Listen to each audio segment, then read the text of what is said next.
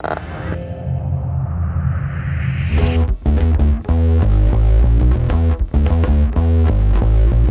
is Chris from The Verge, and I'm standing in front of the BMW iVision Future Interaction concept. If that's a mouthful, all you really need to know is that it's an i8 Spyder that they put a bunch of crazy technology inside of. So it has a new instrument cluster that is 3D. It kind of has two levels, one on top of the other. It's kind of hard to explain. There's a 21-inch display in front of the passenger, and the way the driver interacts with that display is where it gets really cool, because you just kind of wave your hand around in space, and when you point at something on the display, the car knows you're pointing at it, and then you can kind of push to select it, or you can touch the steering wheel to select it, your choice.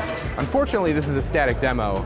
It's not actually working on this car, but you can kind of get the idea of what they're going for. And obviously, the i8 is a production car. This is just without a roof. Now, BMW has a few other things here as well. There is a helmet for motorcycle riders that has a heads-up display built into it. There's a window in front of one of the rider's eyes.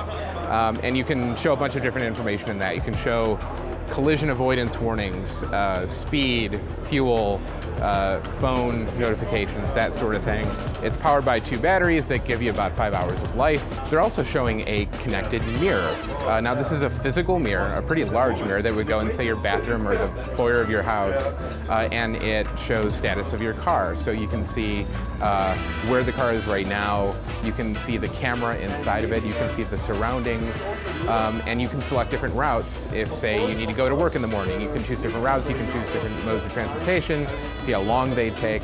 So this car, this i8 Spyder that I'm standing in front of, is brought together with your smartphone through a thing that BMW is calling BMW Connected, which isn't very Googleable, but you'll just have to trust me, that's what it's called. But basically this app gives you a bunch of insight into what the car's doing, battery level, fuel range, that sort of thing. You can summon the car to you if it's autonomous. You can send the car away if it needs to be parked. And that brings me to the final demo of BMW at CES 2016, which is that they're showing an i3, a self-parking i3, which we actually saw at CES 2015. But the difference is that this time around, it's gesture controlled to cause the car to park itself. So you wear a smartwatch, and when you get out of the car, there's a gesture, you kind of wave the car away, and it parks itself in a spot. So kind of a parlor trick. No reason you can't just press a button on your watch or your phone or your key fob to park the car, but still pretty cool.